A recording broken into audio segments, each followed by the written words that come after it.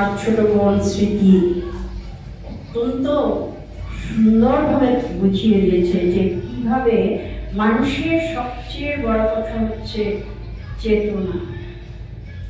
আমার যদি চেতনায়, আমার যদি বিবেককে নাড়া আমি নিজে না দিই, বাইরে থেকে যতই ফোর্স করা যায়, যতই বোঝানো যায়, যতক্ষণে বুঝলাম শুনলাম, এখান দিয়ে ঢুকলো ওখান দিয়ে বেরিয়ে গেল।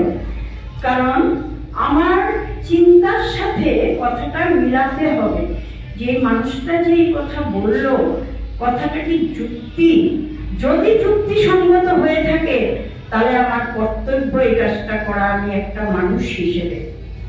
আমরা কিন্তু মহিলা শব্দটা একটা ভারতবর্ষের কথা বলছি, আমাদের দেশের মহিলা শব্দটার মধ্যেই একটা অবহেলিত ভাব প্রকাশ পায়। ওটা মহিলা তো,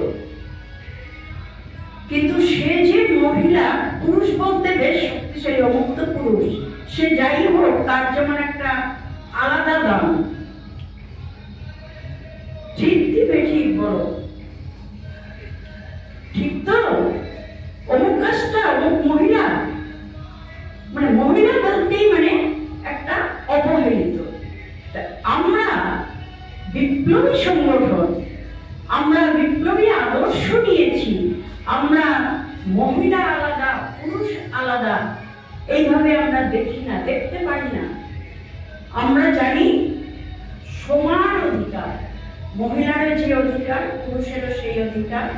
মহিলারা পুরুষ যা বুঝতে পারে, মহিলারও মস্তিষ্কে কাজ কম করে না।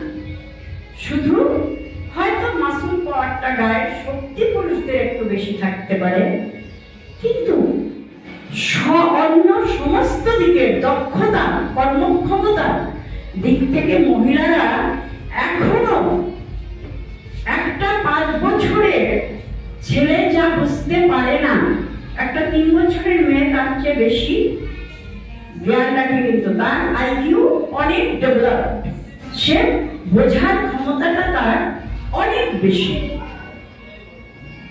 বোঝা গেল তো? তাহলে আমরা এই সমাজের এই কথাগুলোকে, যে মহিলারা তো দুর্বল জাতি, এটা শুনতে শুনতে শুনতে শুনতে বাড়িতেও একটা বিষয় নিয়ে সিদ্ধান্ত হবে, 5 জন পুরুষ বসে সিদ্ধান্ত নিয়ে নেয়। মহিলাদের ডাকে কি? ডাকে আপনারা শুনতে পাচ্ছেন?